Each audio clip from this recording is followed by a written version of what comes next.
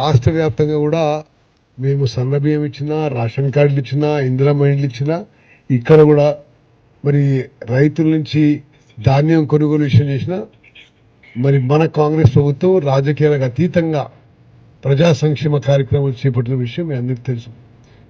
అదేవిధంగా ముందుకు పోతాము.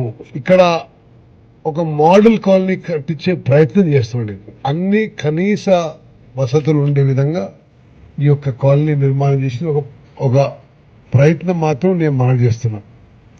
మరి ఒకనాడు మీరు కూడా విలేకరులు, మీరు చాలా పాత విలేకరులు, మీరు చాలా మంది చాలా ముదురు కేసులు, అంటే 10 ఏళ్ల పాటు ఎట్లుండేది, ఇదే అటు ఇటు వస్తూ డంపింగ్ యార్డ్గా మార్చారండి.